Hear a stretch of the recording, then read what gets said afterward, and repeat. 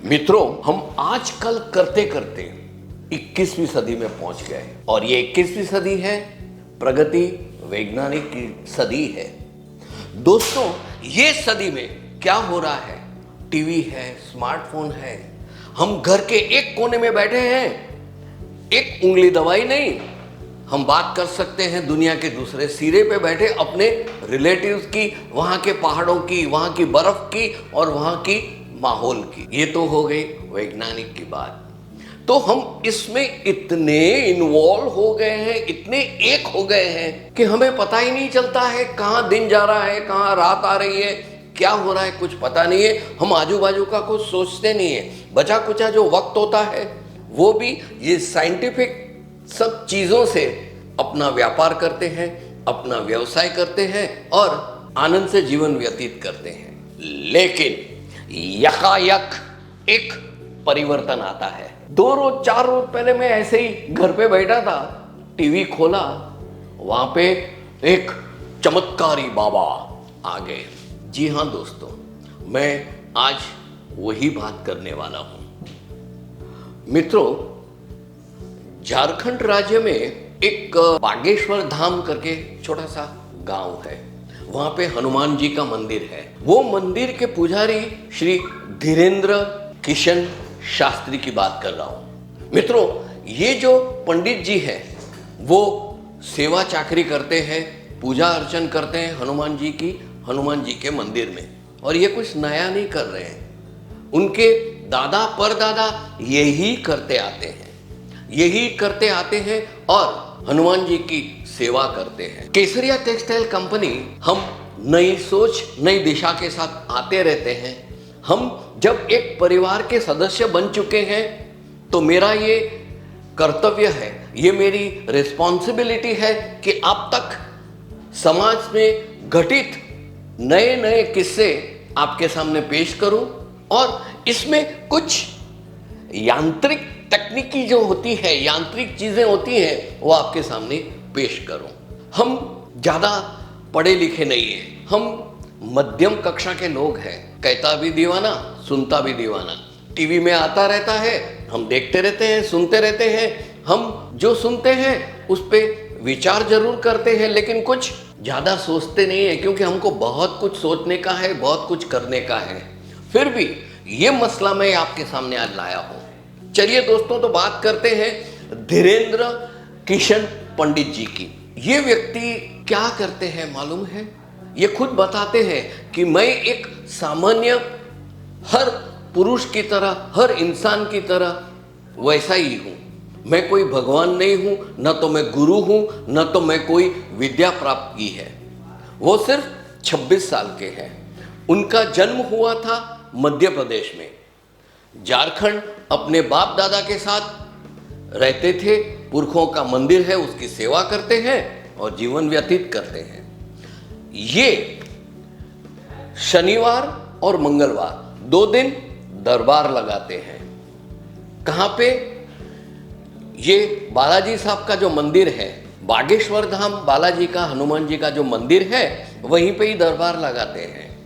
शुरू में क्या होता था, तकलीफों में फंसा हुआ, उलझनों में उलझा हुआ आज का इंसान कुछ आशा लेके, कुछ अपेक्षा लेके मंदिर पहुंचते थे और दरबार में अपनी शिकायत पेश करने आते थे। अभी होता था यूं, जैसे ही धीरेन्द्र जी के पास उसका भक्त बैठता था तो क्या होता था मालूम है दोस्तों?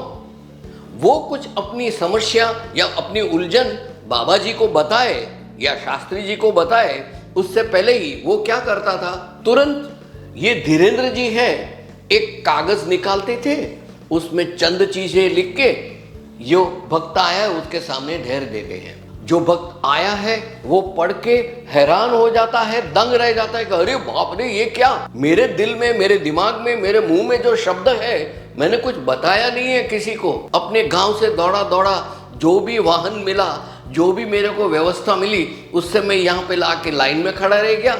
न किसी को पहचानता हूँ, न जानता हूँ, बस आके उनके सामने, मेरा जब टर्न आया, मैं उसके सामने बैठा, हाथ जोड़ के उनके दर्शन कर रहा था। इतने में उन्होंने लिख के मेरी समस्या क्या है वो मेरे को लिख के दे दी। अभी बाबा जी ये ये शास्त्री जी उनको ये समस्या दिखाते हैं, बोला ये तेरा प्रश्न है ना बेटा, वो बोलता है हाँ। फिर उसका समाधान या उसका सॉल्यूशन या उसका निवारण देते थे, अभी भी दे रहे हैं, वो उनका चलता ही है। आज शनिवार है ना, आज भी दरबार लगा होगा। ये चीज थी मित्रों। आपकी अदालत इंडिया चैनल में जो बहुत ही प्रसिद्ध प्रोग्राम आता है, उसमें ये धीरेन्द्र जी को रजत शर्मा जी ने 2 बार पूछा उनको कि भाई ये क्या प्रोपेगेंडा है, ये क्या नाटक है, आप क्या चमत्कारी बाबा हो, आप तो सिर्फ 26 साल के हो, ऐसी कौन सी विद्या हासिल की है कि आप तुरंत मन की और दिमाग की बात पकड़ लेते हो और कागज पे लिख के भक्तों को देते हो। धीरेन्द्र जी ने बहुत ही स्वयं से एकदम हंसते हुए कह दिया, शर्मा जी मैं कोई चमत्कारी नहीं हूं, मैं सामान्य पुरुष हूं, न तो मैं किसी विद्या से अधीन हूं। मेरे को जो मेरे हनुमान जी बालाजी महाराज है जो मेरे को सुझाव देते हैं, वो मैं अपने भक्तों का चेहरा देख के समझ लेता था, वो हनुमान जी समझ मेरे में करते हैं, और वो जो लिखाते हैं वो लिख के भक्तों को पेश कर देता हूँ। बाकी बात रही 26 साल की, वो ऐसे बोलते हैं, वो इंटरव्यू में ऐसा बोला था, आप भी देखना, बहुत बढ़िया किस्म से उन्होंने एकदम स्वस्थता से बताया। भक्त प्रहलाद सिर्फ 8 साल के थे, क्या उन्होंने चमत्कार नहीं किया था? उम्र में क्या है, मैं तो 26 साल का हूं और मैं जो कुछ भी कर रहा हूं, मेरे पुरखों का जो मंदिर है उसमें पंडिताई कर रहा हूं, मैं पंडित बन के सेवा चाकरी करता हूं, सुबह शाम आरती करने का, भजन गाने का, हाथ जोड़ने का, सबको आशीर्वाद देने का, वही मेरा कार्य है। ये उनका पूरा बात है, पूरी की पूरी यही चीज होती है। दोस्तों, हम जैसे मैंने शुरू में बताया, हम छोटे से लोग हैं, दुनिया में क्या नया नया होता है, विज्ञान जैसी बड़ी चीज हमारे सामने है। कैंसर को भगाया, कोरोना का भगाया, ये विज्ञान ने किया। अरे यहाँ तक कि आज एक इंसान की किडनी दूसरे के इंसान को काम आती है। मेरी आंख आपको काम आएगी, आपकी आंख मुझे काम आएगी। ये विज्ञान की तरक्की है और ये हम देखते हैं। तो हमें जब बीच में ऐसी बातें आती है ना, तब हम हैरान हो जाते हैं, ये क्या है मित्रों, ये चीज बाहर कैसे आई? मैं आपको बताता हूं। नागपुर में धीरेन्द्र जी एक कथा पठन कर रहे थे, कथा बता रहे थे, लाखों करोड़ों के लोग वहां पे उपस्थित थे और उन्होंने 2 4 5 ऐसे चमत्कार किए। मतलब हम जो चमत्कार कहते हैं वो उन्होंने किया कि कोई अपनी समस्या बताए उससे पहले लिख के दे दी, उन्होंने किया।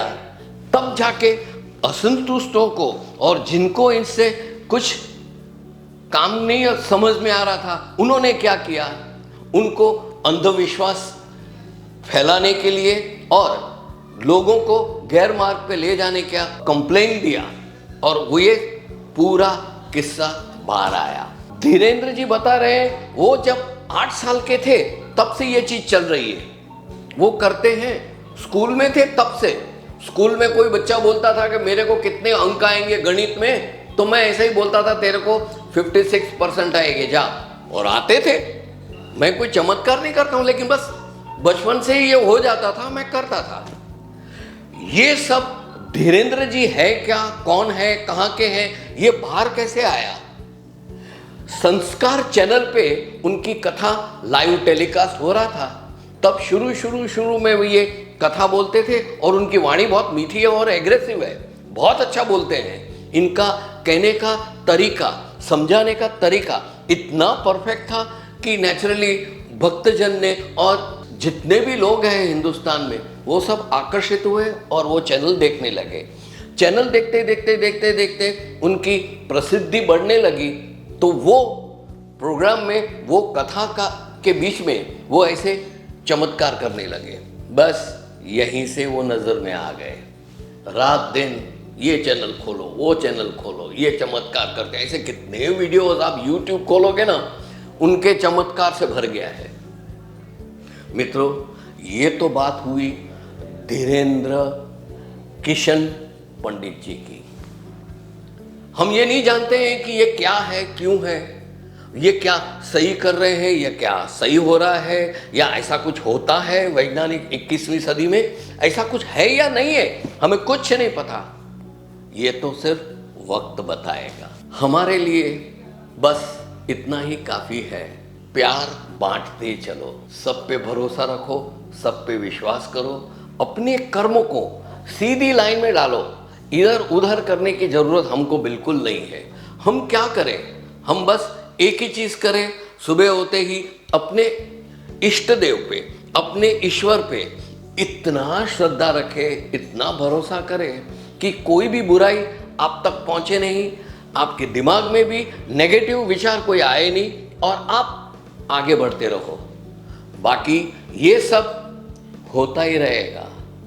जहां पे 4 लोग हैं, झगड़ा तो होगा ही। एक किचन में 5 बर्तन साथ में पड़े हैं तो वो खड़ खड़ खड़ तो टकराएंगे तो जरूर ना। बस यही चीज है। ऐसी चीजें होती रहेगी। अपना दिमाग खुला रखने का और समझने की कोशिश करने का लॉजिक पॉइंट ऑफ व्यू, क्या सही है क्या गलत है। अगर ये सही भी है, कुछ फर्क नहीं पड़ता है। क्या फर्क पड़ता है, मैं बोलूं, हमको समस्या आए ही क्यों कि हमके बाबा के दरबार में जाके ऐसा नीची मुंडी करके बैठना पड़े। समस्या का जड़ कहां पे है, समस्या की जड़ कहां है मालूम है? अपने आप में। समस्या कहां से शुरू होती है? मैं अपने दोस्त के साथ 25 साल से आनंद कर रहा हूं। हम दूध और पानी की तरह मिक्स हो गए हैं, लेकिन 26वें साल क्या होता है मालूम है? हम दोनों में झगड़ा हो जाता है। कैसी बात पे? मैं बोलूंगा मेरे दोस्त ने बोला था कि मेरे को वो 5000 रुपया देगा, उसने नहीं दिया तो झगड़ा हो गया। 25 साल का लिखा चिट्ठा सब मिटा दिया। 26वें साल में ये हुआ ना, मेरे को वांदा पड़ गया। दोस्तों, मैं ये कहता हूं, इसका कारण क्या है? उसका कारण ये है, फिर मैंने सोचा कि 25 साल की दोस्ती पे पानी कैसे फिर गया। एक ही कारणवश कि उससे मैंने 5000 रुपये मांगे तो मेरी अपेक्षा बढ़ गई। मेरी अपेक्षा बढ़ गई, ओ ये मेरे को देगा देगा देगा, और फिर वो नहीं दे पाया। खलास, 25 साल धुल गए। यही चीज है फसाद की जड़। आपको समस्या कहां होती है? कोई भी चीज से आपको समस्या होती है जब अपेक्षा मुड़ जाती है। अपेक्षा मत रखिए। एक दूसरे से दूध पानी की तरह मिक्स होते रहिए। जो दे उसका भी भला, न दे उसका भी भला, वो करे उसका भी भला, न करे भी भला। अपने वो क्या फर्क पड़ता है? हम सब साथ में मिलके कोई भी अपेक्षा नहीं करने की, न अपने फैमिली मेंबर्स से, यहां तक कि पत्नी से भी कोई अपेक्षा न रखे कि हाँ आज मेरे को है ना, मैं घर पहुंचूंगा मेरे को पानी का ग्लास मिलेगा। ये अपेक्षा मैंने की। मैं घर पे गया, मेरे को पानी का ग्लास नहीं मिला तो हो गया प्रॉब्लम, हो गई समस्या। समझे ना? हम निर्मल निश्चित रह के ईश्वर में और अपने व्यापार में, अपने व्यवहार में बस खुशी आनंद करें। सुबह शाम आनंद करते रहे। जब जरूरत पड़े तब सीधी सूरत की टिकट निकाली, आगे केसरिया टेक्सटाइल कंपनी, और जरूरत के मुताबिक हमने कपड़े खरीद किए, परचेस किए, और एक परिवार सा नाता जोड़ के कोई अपेक्षा के बिना एक दूसरे से हंसते गाते रहे, हेलो हाय करते रहे, सुख दुख के साथी बने। आप अपने शहर जाइए, अपने एरिया में कपड़ा बेचिए, 15 दिन के बाद फिर आइए और हम आगे बढ़े। दोस्तों, आशा है ये चीज, ये जो वाकया हुआ है धीरेन्द्र जी का, वो अपने जीवन में क्या मायने रखता है आप समझ सकोगे। मित्रों, वक्त ही बताएगा कि क्या सही है क्या गलत है। सही एक ही चीज है, अपने आप पे भरोसा, कोई के पास अपेक्षा नहीं रखना, मस्त रहना, मगन रहना, आनंद करना, और जीवन में आए दिन खुशी बांटे रहो और आनंद करते रहो। नमस्कार।